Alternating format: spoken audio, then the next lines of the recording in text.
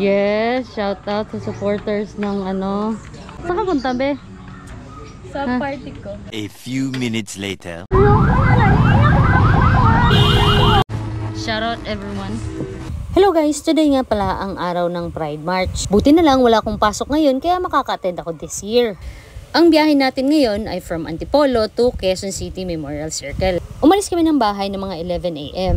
Tapos pagdating namin sa Quezon City Memorial Circle ay wala na kaming mapagparkan. Halos nakadalawang ikot kami para makapag-park lang. Ikot tayo ng ikot. Tapos nakakatawa pa naman pinagtanungan mo. Siya pa rin. Tapos yung pangalawang pinagtanungan mo na pwedeng mag-park, Pidea.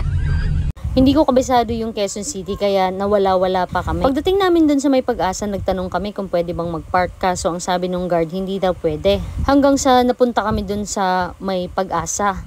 Nasa Pag-asa na kami pero nawawala na talaga ako ng pag-asa na makapunta kami sa Pride March. Buti na lang may isang guard na nagsabi na meron daw parking sa May Sentries. Pay parking daw. Kaya ayun, dun kami nag-park sa Sentries tapos nag-book kami ng Grab papunta sa Quezon City Memorial Circle. Pagkatapos ng isang katutak na hirap na napagdaanan namin ay sa wakas nakapasok na kami dito. Pagpasok namin sa guard ay tinanong kami kung meron kaming vape or yosi. Kaya sabi namin hindi kami nag-yosi. Ito nga palang video na to ay para sa mga hindi nakapunta sa Pride March at sa mga hindi pa nakakapunta ng Pride March. Alam ko madami sa inyo ang curious at gustong malaman kung ano ba talaga ang ginagawa ng mga tao pag pumupunta sa Pride March.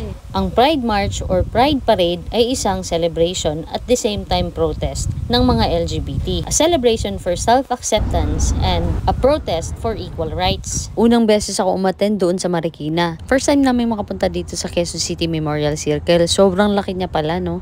Pagpasok pa lang namin dito ay konti pa lang yung tao. May mga nakaset up ng mga tents para sa mga merch at mga pagkain. Naganap muna kami ng pagkain kasi 2 PM pa naman ang march. Sa mga oras na to ay chill pa lang yung mga tao. Nag-e-enjoy pa lang sila paikot-ikot. Nag-ikot-ikot lang kami saglit at naghanap ng pagkain. Tapos nang nakabili na kami, naghanap kami ng spot kung saan kami uupo at kumain. Medyo crowded na kasi yung mga booths kung saan may mga kainan. Maya-maya nga ay nagsimula nang dumagsa yung mga tao. Pagkatapos namin kumain ay nag-ikot-ikot ulit kami. Napansin ko lang nung last time na umattend ako ng Pride Parade ay madami talaga ang nag-effort sa mga outfits nila. Hindi kagaya ngayon na parang malalang. Tapos mostly sa nakikita ko ay mga teenagers tapos meron pang mga bata. Tapos kaliwat kanan yung tugtog ng bini. Baka po may nauuhaw dyan, may free drinks kami sa locally. Free drinks daw sila sa locally. Uy, tara. Meron din palang mga namimigay ng mga free drinks. Yung locally namigay sila. Tapos meron din yung Garnier. Tapos Pons. Tapos ito Durex. Tapos nakita ko pa meron din yung sa ano. Ang tawag dito yan. Yung Lux Wax. Free waxing daw. Tatanggalin yung ano. Buhok mo sa kiligili na. Libre. At yung mga iba namang napagod na sa kakaikot ay umupo naman sila dito. Andito nga din pala yung friend ko na si Fifth. Charis lang. Di mo ba sinama si Alex? Maya-maya pumunta na kami dito sa may stage para manood na ng program. Kukunti pa lang yung mga tao. Sobrang init pa kasi ng mga oras na yan. Tirik pa yung araw. Alam niyo ba, feeling ko, 90% lang nasa harap ng stage ay fan ng Bini. Feeling ko nga kaninang umaga pa sila nandyan. Feeling ko lang naman.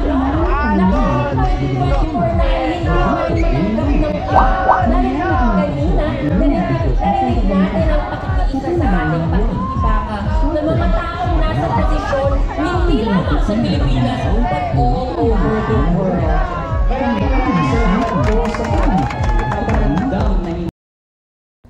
O, diba? Tama ako. Kanina pa yan silang umaga nandyan kasi may nahimatay na, oh. Kaya kayo guys, siguraduhin nyo, pag pupunta kayo ng mga gitong event, ay nakakain na kayo. O kahit magbaon man lang kayo ng biskwit at tubig. Para naman, well-hydrated kayo at hindi kayo magutom. Kasi nakakapagod talaga yung mga ganitong event. Nakatayo ka lang, wala kang sariling upuan. Buti na lang, konti pa lang yung tao. Nakakapasok pa yung mga medic. E paano pa kung siksikan yan dyan? May hirapang makapasok yung mga medic. May hirapan kang ilabas. Maiipit ka dyan. Without fee. Muli, maraming salamat sa pag-imbita. Maya-maya pa napansin ko na parang dumadami na yung tao kaya nag-aya na talaga akong umuwi. Feeling ko maiipit talaga ako dito. Sobrang tangkad ko pa naman. Paglakad nga lang namin palabas, ganito na kadami ang tao. Nabigla ako, kani-kanina lang parang walang tao. Tapos biglang sabay-sabay sabay-sabay nagsipasukan yung mga tao. Kung makikita nyo sa video, sobrang dami talaga ng mga teenager. Sobrang dami ng mga bata. May mga mommies na sinasama pa yung mga anak nila. Buti na lang talaga nung mga oras na to ay lumabas na kami. Kasi yung mga taong nandyan ngayon ay dumoble pa nung pagpatak na ng hapon. Imaginein mo na lang kung nandyan ka sa panahong yung siksikan yung mga tao. Pawis, tapos biglang umulan, no? Ang hirap din pag nagkahiwalay kayo ng kasama mo dyan. Nagkahiwalay, nag-break dahil sa Pride March. Joke lang. I mean, siksikan kasi yung mga tao. So kung kunyari hindi mo na makita yung kasama mo, mahirap kayong maghanapan kasi nawawala yung signal. Sa sobrang init nga ng panahon na yan guys, ay nauuhaw kami kaya naghanap kami ng maiinom. Yan o, yung parang juice, ano ba yan?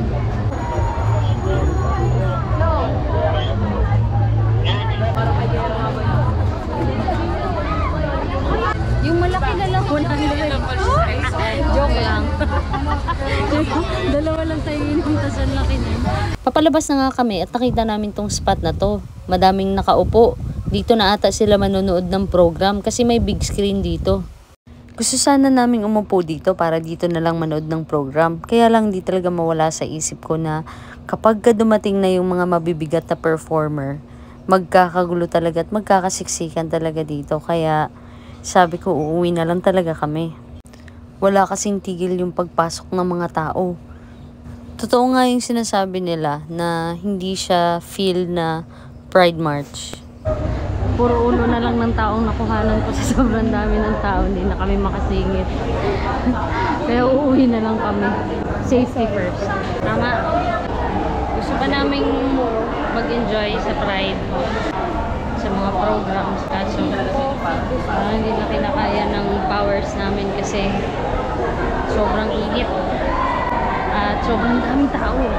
Kung sa loob dumadami na yung tao, sa labas ang daming tao. Sobra, di mo alam kung saan nanggagaling sila.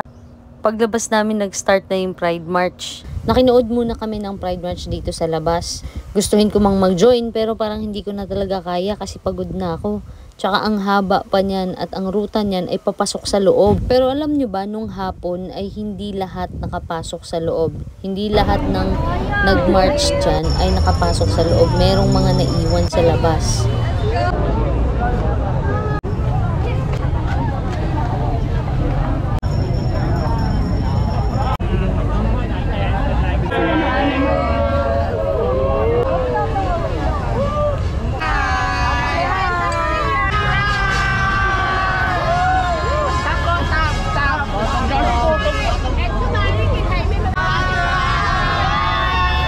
Dito lang talaga ako natutuwa kasi pag nagsalubong yung tao, nagsisigawan sila. Akala niyo masaya sa ulo mo. Nalipat tayo.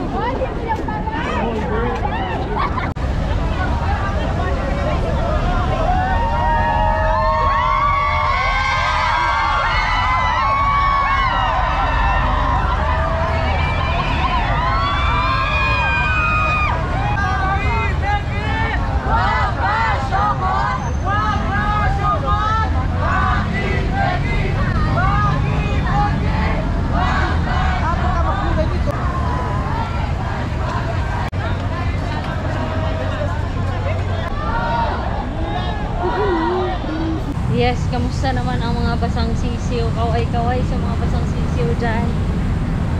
So, ayan na nga guys. Kanina pa namin gustong umuwi. Mga anong oras pa yun? Siguro, hindi. Mga 3. Ayun, mga 3. Nag-decide na kaming umuwi kasi dumadami na nga yung tao. Kaso, ang problema, hindi kami makasakay. Wala talaga kaming masakyan kasi simula nung nag-start na yung nagsimula na yung nag-start na yung parade, sobrang dumagsa na yung tao. Pagkatapos nung nag-book kami ng, actually nakapag-book na kami ng Grab. Kaso yung binook namin na Grab, hindi pwedeng huminto kung saan kami nakatigil. So, nag-decide siya na huminto dun sa unahan. So, pag hinto niya dun sa unahan, nakita namin siya, hinahabol namin siya. Kaso pinaalis siya dun. Kaya umandar na naman siya hanggang sa sobrang layo niya na hindi na namin siya mahabol. At ang ending, kinancel na lang talaga namin yung booking. Hanap kami ng panibago kasi wala na talaga kaming mabook. Kaya ito kami ngayon, naglalakad sa kahabaan ng Quezon Avenue. Actually, madami kaming naglalakad eh. Kasi hindi ka makapag-book ng maayos kasi walang signal. Hindi ka din makasakay ng jeep kasi punuan. Hindi ka din makasakay ng bus kasi punuan. Sobrang dami. Siguro naglalakad kami mga ilang oras na naglalakad. Tagal na, 2 hours na ata mga tayo 2 hours naglalakad. siguro kami naglalakad. Kasi simulaan na naglalakad na tayo. 3 hours na ata kami naglalakad. Kaya medyo nakakapagod na. Para na lang din kami sumama sa drive. Dito na ata tayo tatawid. Ayan, dito ba? Wait lang. Ito na. Ito natin tabiran. Papunta dito. Ito doon, di ba? Tanungin natin. Ayan yung mga pulis. Tanong muna tayo.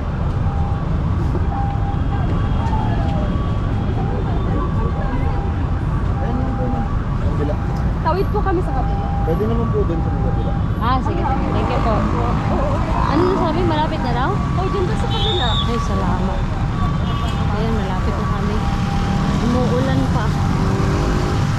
Nalago pa. Hindi na tayo nakatawid. Ayan pa namin, umuulan pa.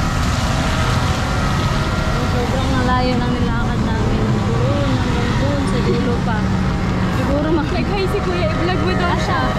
Ayan o, yun na siya. Huwag na kayong pumunta, Diyos ko. Huwag na kayong pumunta, hindi pa rin kayo makakapasok doon. Magpapagod lang kayo doon. Kilala mo yun. Ayan o.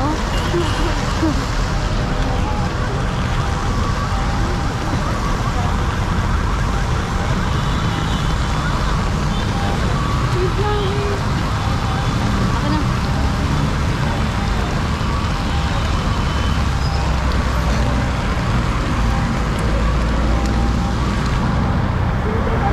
Sabi dito na tayo sa entries eh. Oh, saan ba? Magtawid sa kabila? Ito siguro yung tahiran. Saan? Ayan. Ayan o, yun yung tinatawiran niya. Tara. Tara. Takbo. Takbo.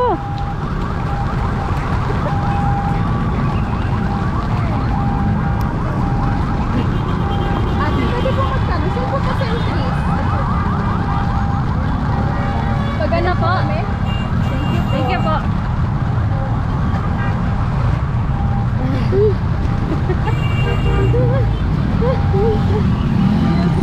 Wait na po, wait lang.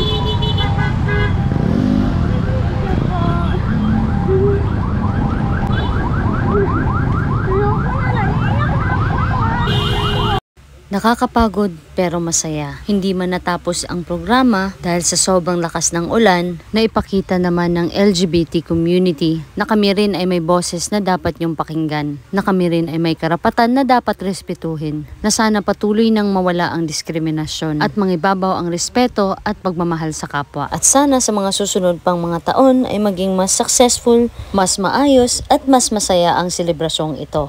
Unya, maura to. Bye-bye!